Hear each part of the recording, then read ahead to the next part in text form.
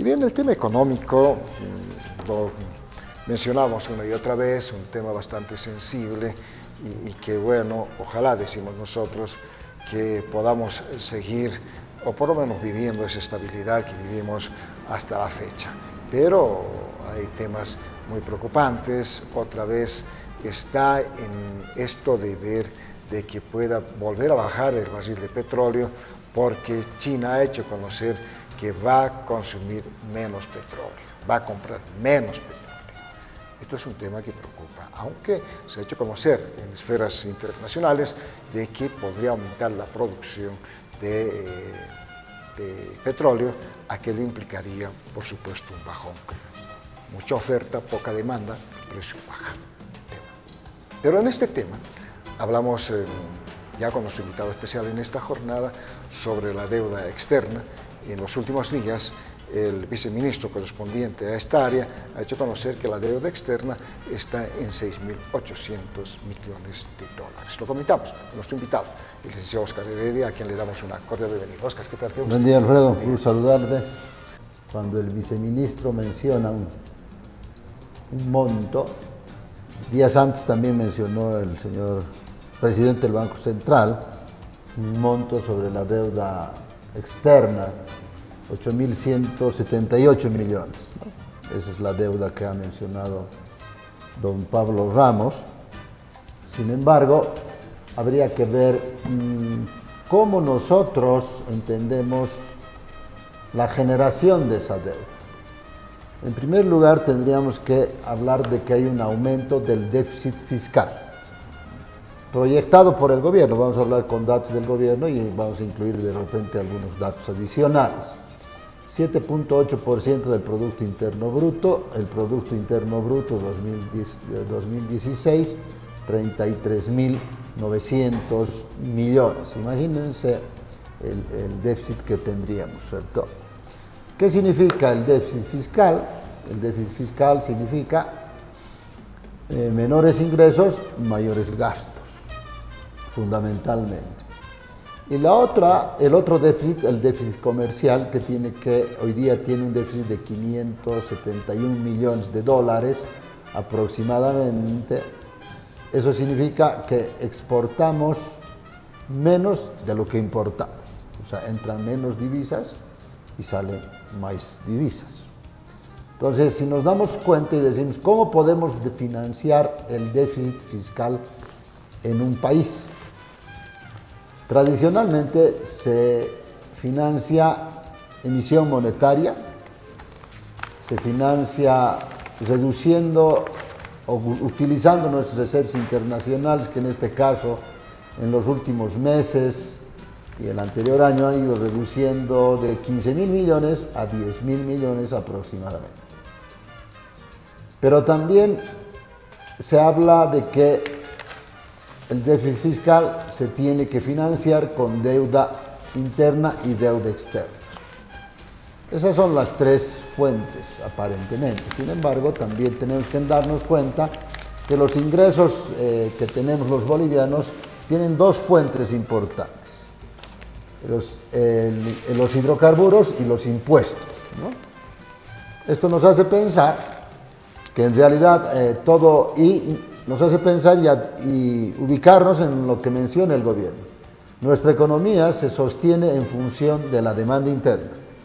La demanda interna significa gasto público. El gasto público significa consumo e inversión. Hoy día, como no entra dinero, lo que estamos haciendo es que nuestra economía crezca aproximadamente, según se proyecta el gobierno, 4.7%, 4.8%, y algunos organismos internacionales ponen un promedio de 3.7%. Entonces ahí nos damos cuenta que nuestra economía en realidad está funcionando, como dice en algunos documentos, en función de la utilización de nuestra deuda, de nuestra reserva internacional, pero además generando una deuda externa grande hoy en día. Mira, estos temas, Óscar, una explicación muy clarita, muy didáctica, la que nos hace conocer precisamente Óscar, es decir, cuando estamos hablando de ese 7,8% del déficit fiscal con relación al Producto Interno Bruto de 33.900 millones, la cantidad es de consideración. Ante este tema, podríamos sugerir tal vez algún denominativo apalancamiento que se llama en la parte financiera para poder hacer que el déficit fiscal no llegue precisamente a este 7 u 8%, porque tiene que haber algunas salvedades, porque si nos damos cuenta y que va a ocurrir este tema o que se está confirmando, es decir, tendríamos que buscar algunas alternativas. En realidad, no hay... ¿Qué podría ser la alternativa básicamente? ¿Cómo generamos ingresos? Porque de eso se trata. ¿O cómo bajamos gastos? Claro, ahí tienes toda la razón, ¿no? Entonces, ¿cómo generamos ingresos? Seguramente, si los bolivianos tuviéramos tiempo todavía en relación al tiempo de gobierno, seguramente el gobierno podría tomar una decisión de hacer inversiones en diferentes actividades económicas, la diversificación productiva, que eso es que todo el tiempo hemos reclamado, incluso los que no están de acuerdo, la industrialización el tema de la generación de mayores recursos a partir del turismo, la generación de mayores recursos a partir de los alimentos. Pero la otra es que hay un tema también que habría que tomar en cuenta lo que tú acabas de decir. Uno es cómo reducimos los gastos, el gasto público en realidad, ¿no? Primero tendríamos que tomar medidas como por ejemplo reducir el gasto corriente. Quiere decir que ya no gastar en gustos y deseos de los gobernantes, primera medida. Segunda medida, hacer un análisis de la burocracia estatal, porque ha crecido en un número muy grande. Lógicamente el gobierno va a justificar porque hay empresas que se han ido generando, a la actividad económica ha ido tomando mayor peso por el Estado, mayor intervención por el Estado. Sin embargo, nosotros nos damos cuenta que esas empresas, en su mayoría, por lo menos con los datos que tenemos, incluso con los datos que tenemos, no generan mucha utilidad. Ya está en el debate está la empresa Quipus, ¿cierto? Hace mucho tiempo estaba la empresa de textiles, está la empresa de Ecobol, como por ejemplo, ¿cierto? Lactusbol, Cartobol. ¿no? Esas empresas que no sabemos cómo se van manejando, ¿no?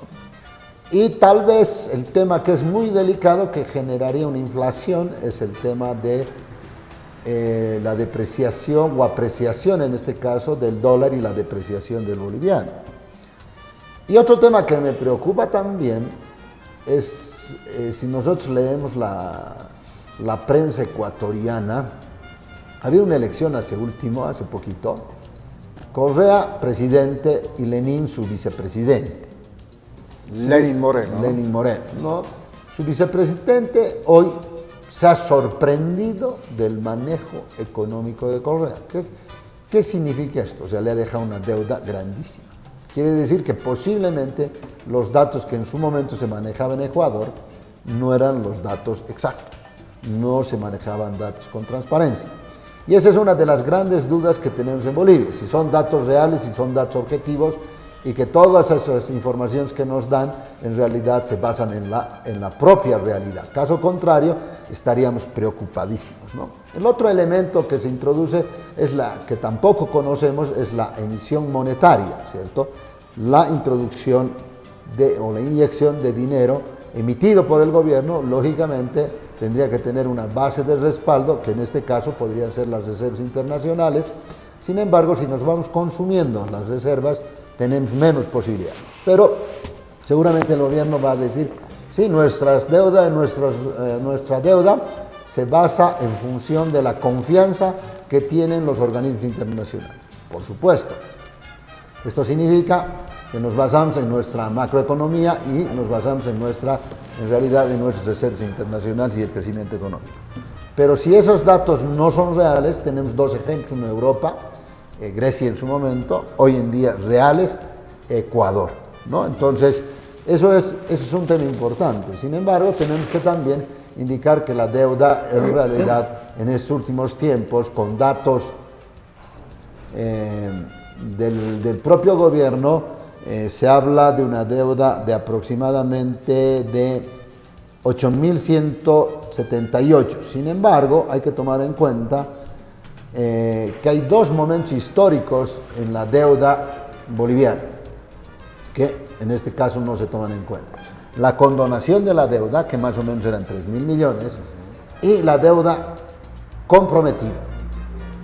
Una deuda comprometida de aproximadamente de 3.800 millones, pero hay una deuda recién comprometida también que se refiere a los 7.400 millones chinos. Si vamos sumando los 8.000, sumamos los 4.000, sumamos los 7.400, nos vamos a dar cuenta que la deuda entre ya llegar a unos 19.378 millones de dólares entre la deuda efectiva y la deuda comprometida. En este caso, cuando se habla de los 8.000, el gobierno plantea de que básicamente 8.178 millones no llega al 40% del Producto Interno Bruto, llegaría aproximadamente a un 23.6% del Producto Interno Bruto, los 8.100.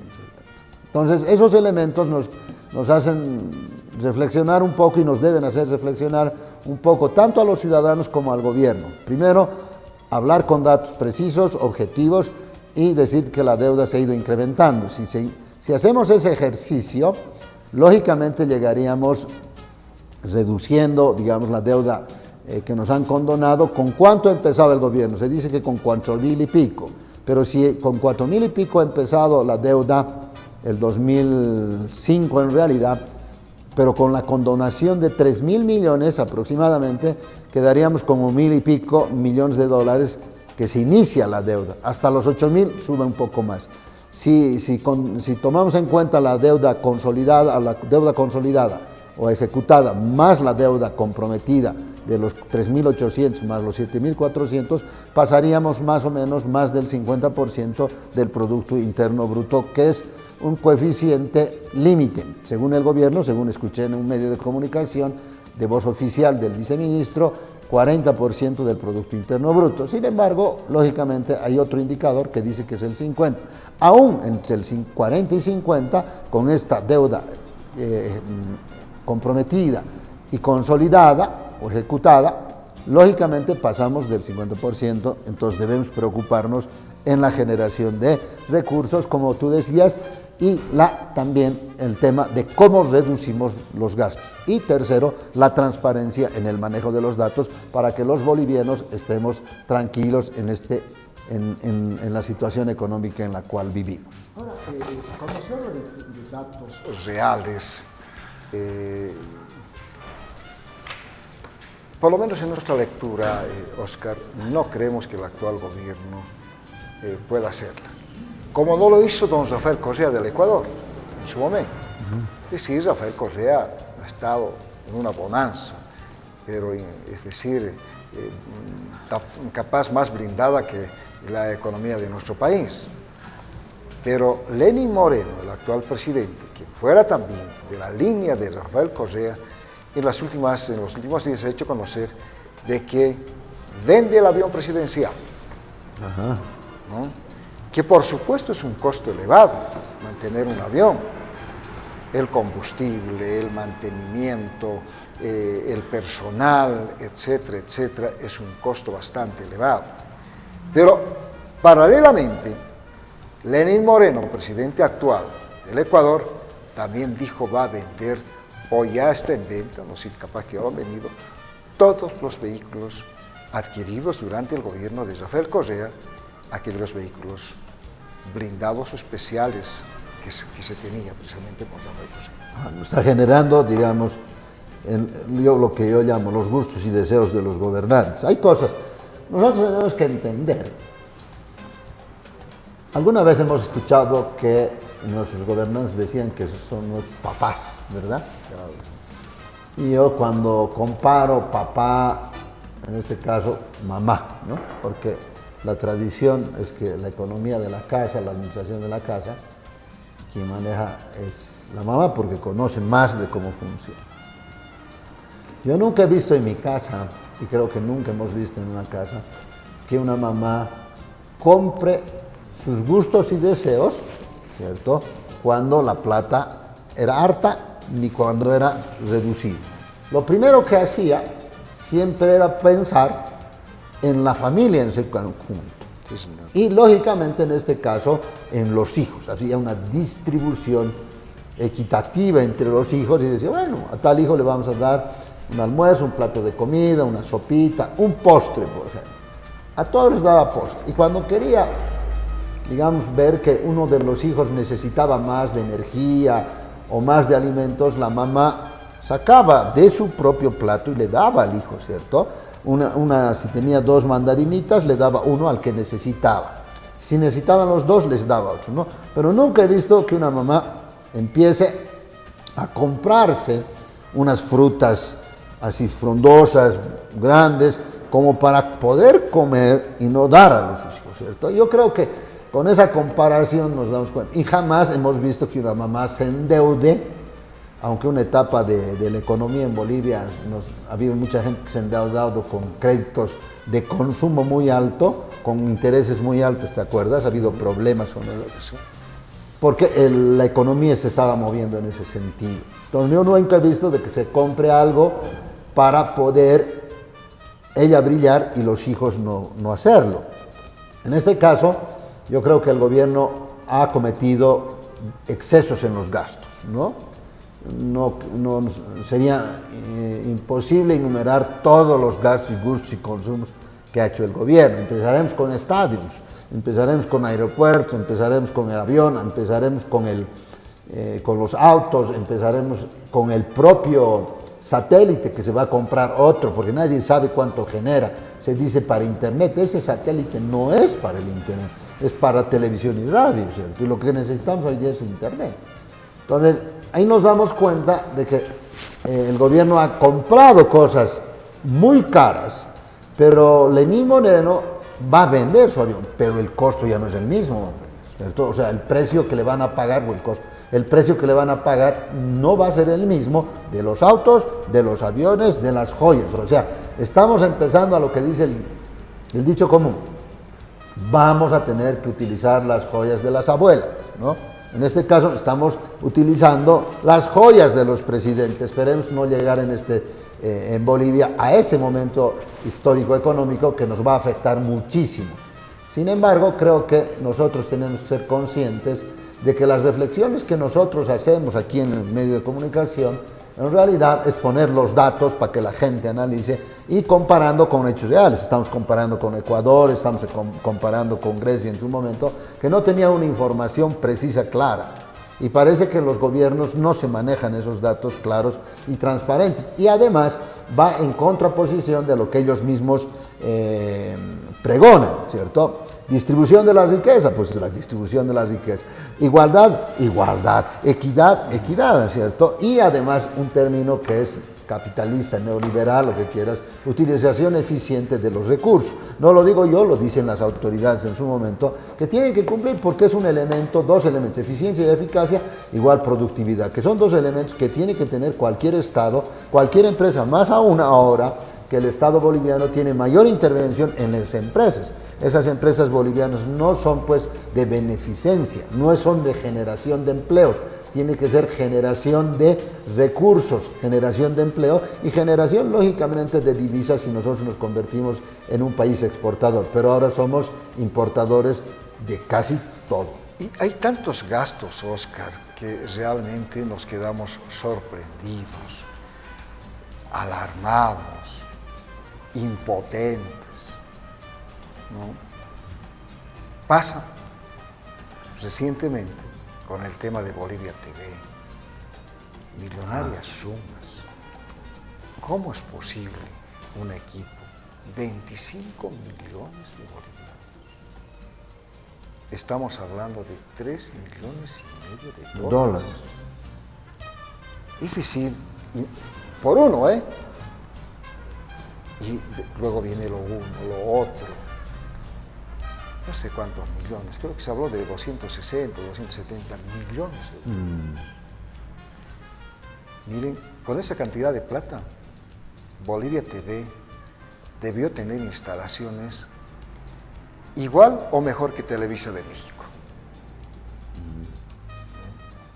porque uno necesita espacios, cierto. ¿Pero para qué? Para la producción de novelas, teatro, bueno, en fin, películas, etcétera, etcétera. Pero es decir, aquello viene a desnudar por qué. Porque ahí está precisamente Lenin Moreno, un claro ejemplo real, objetivo, palpable, lo que está ocurriendo en Ecuador. Se vende todo aquello que genera. Ahora, Oscar decía con mucho criterio, no ha comprado, seguramente Rafael Correa compró un avión, por dar un ejemplo, en $50 millones, un avión presidencial, exageremos, ¿no? 30 millones de dólares, creo que es el promedio, entre 30 y 40 millones que cuesta un avión presidencial, dependiendo de la... ¿cierto? La cantidad de recorrido que tiene, horas de vuelo, etcétera, etcétera, ¿no? Pero acá, pensemos que cuesta 40 millones, pero pensaremos que lo venden 20, ese mismo avión, Dios mediante. Pero ¿cuál es lo bueno en este tema? En que se evita el gasto corriente, ¿no es cierto? Claro, claro. Ese gasto corriente que está relacionado, ya les decía, con el tema del combustible, ¿no? El tema de la tripulación, el tema del mantenimiento, ¿no? En cada viaje el presidente, ¿cuánta plata se gasta? Claro, claro. ¿No es cierto? Usted verá, pero es casi nada, ¿no? Es que grano a grano se hace una montaña, es un contenido que tenemos en finanzas. Entonces, estos temas son las que se tendría que ver con muchísimo cuidado en nuestro país. Sí. Hay tantos temas, claro. ¿No? Ahora, si no hay la capacidad suficiente en el manejo de decir de Bolivia TV, o de Cartoon Ball, Actus Ball, Papel Ball, Cartoon Ball, no sé cuántos boles más, el tema del Tupac Katari, bueno, en fin, habría que hacer una reingeniería, pero rápidamente, con el objeto precisamente de bajar el déficit fiscal, uno de los temas que sería importante trabajarla. Sí, en realidad creo que lo fundamental ahorita es que nosotros estamos dando cuenta de que el manejo, entre comillas, transparente, eficiente. Sin embargo, el elemento que tú introduces es importante, el tema de la corrupción, ¿cierto? Ahí se va una cantidad inmensa de recursos que no sabemos a quién llega, ni a cómo llega y cuánto suma, ¿cierto? La muestra que tú acabas de decir es tan importante que habría que tomar y hacer un análisis profundo de ello. Pero tenemos casos, ¿no? Pero el tema de hoy día no es entrar, digamos, específicamente al tema de identificar qué casos de corrupción, sino la cantidad de dinero que tuvieron. Eso es importante. Quiere decir que el mensaje que nos están dando hoy día es que el gobierno, ¿qué debe hacer? Reducción de gastos corrientes, reducción de la burocracia que ha sido contratado al margen de la productividad, sino es solamente en la facilidad de darles empleo a los correligionarios. El gasto corriente tiene que ver con salarios, tiene que ver con insumos, tiene que ver con materiales, ya no habrá que comprar algunas alfombras, ya no habrá que comprar algunos elementos que adornan las oficinas, etcétera, etcétera, y ahí es donde nosotros tenemos que trabajar. Sin embargo, al gobierno, como siempre, le gusta comparar. Podemos encontrar tres momentos históricos, económicos y políticos. Por ejemplo, el 71 al 78 teníamos una deuda de casi 591 mil millones y sube del 71 al 78 en 1.799 millones, cuando el petróleo costaba $20, ¿no? Como promedio. En 1995 al 2005 hay un promedio de 4.523 hasta 4.900 y pico millones que va subiendo en los 10 años la deuda. Esto significa con un promedio del barril del petróleo entre 20 y 30 dólares.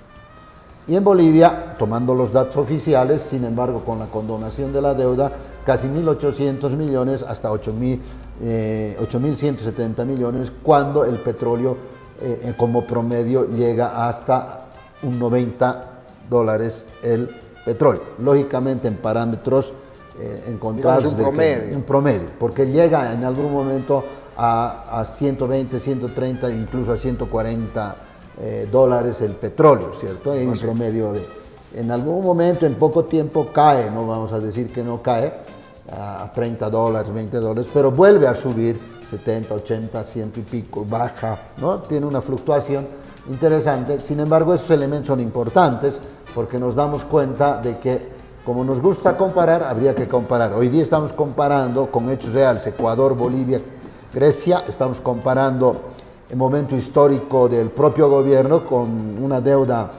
sin tomar en cuenta la condonación, tomando en cuenta la deuda comprometida con los chinos, porque somos el país que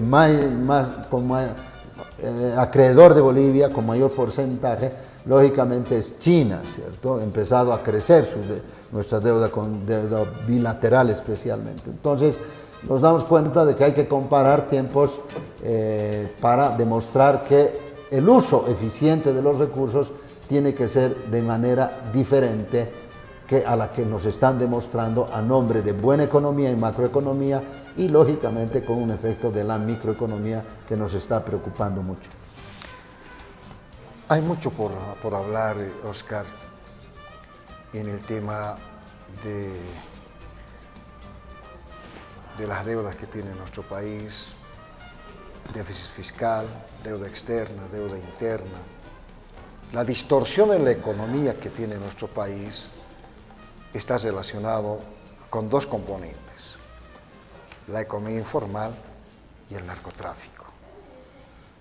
Muy peligroso el tema, esta distorsión que tenemos en nuestro país.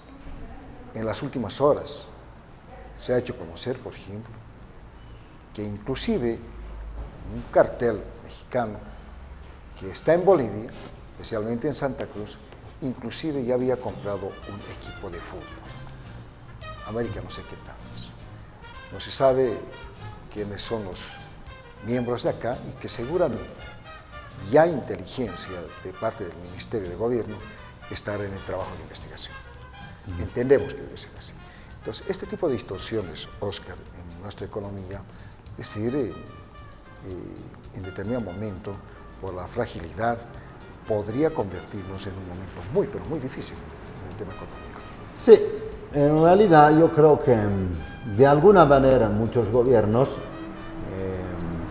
sin generalizar lógicamente y no especificar qué gobiernos, se sustenta también la economía en el narcotráfico, ¿no? Porque se genera un movimiento económico grandioso en economías ilícitas, ¿no? En los cuales también está el contrabando, que perjudica lógicamente a los ingresos del país. Yo pienso que los gobernantes hoy en día tenemos que pensar que no debemos llegar al precipicio para poder cambiar nuestra forma de pensar. Hay que luchar contra el narcotráfico, hay que luchar contra el contrabando, hay que luchar contra todo acto de corrupción, porque todo acto de corrupción a un país perjudica en los ingresos de sus arcas, a sus arcas. Y esos ingresos no son distribuidos. Yo voy a poner distribución de la riqueza desde el punto de vista de que vivimos en un país de economía planificada, centralizada, socialismo del siglo XXI, que quiere decir que va a distribuir esa riqueza entre todos los ciudadanos. Si fuera otra corriente, de la misma manera pediríamos que los recursos sean utilizados para generar inversiones, para generar empleo y que la empresa privada invierta mejor y genere mayores ingresos y mejor calidad de vida para todos los bolivianos, ¿no? Entonces, yo pienso que la recomendación de todos nosotros hacia los gobernantes es que lo que queremos es que sean productivos, que entiendan que hay que diversificar la economía, que debemos generar, que debemos ser eficientes, eficaces, que debemos generar productividad con valor agregado y no hacer solamente inversiones con deudas. Hoy día estamos haciendo inversiones con deudas, pero esas inversiones que estamos haciendo, lógicamente tienen su razón de ser, no vamos a negar, pero lo que interesa ahorita es generar mayores recursos. Esas inversiones, esas deudas, etcétera, por ejemplo, el último bono de los 1.000 millones está destinado a hacer hospitales. Nadie dirá, no, que no se haga, ¿cierto? Los anteriores bonos de 500 millones más los otros 500 estaban destinados a carreteras. El tema de los 7.400 millones de los chinos, de la misma manera, están en infraestructura, pero no es una infraestructura productiva, sino es una inversión social que a mediano y largo plazo lo que va a generar son gastos corrientes que que va a necesitar mayor dinero, ¿no? Ese es el otro gran problema que tenemos. A ver, vamos a continuar precisamente en próximos programas este tema. Me alarma mucho y la verdad que encuentro alguna forma de decir satisfacción en el tema del manejo que tuvo el gobierno de Colombia con relación a la FARC. Tiene mucha relación económica. Vamos a comentar el próximo programa, el próximo miércoles acá con Oscar, a ver por qué Colombia es como es hoy. ¿Cuántos años ha estado la FARC con este tema del narcotráfico en Colombia? ¿Cuánta plata soltó Estados Unidos precisamente? Lo vamos a comentar la próxima semana. Mira cuán importante el manejo de gobierno, de diferentes gobiernos de Colombia. Hoy Colombia, podemos decir, es un país industrializado. Tiene productos buenos, pero lo comentamos la próxima semana. Sí, con todo gusto, Alfredo. En realidad Colombia es un país interesante, importante, que ha sabido sabido diversificar en realidad su economía. Ahora habría que hacer una investigación, por lo menos documental, respecto cuánto aportó, ¿no?, el gobierno en la generación de esos recursos y de su inversión al margen de otra economía subterránea, ¿no? Y creo que es un desafío, por lo menos unos datos vamos a analizarlos, porque como tú sabes, la profundidad del análisis tiene que ver con la transparencia también de los manejos y la credibilidad de los datos, ¿no?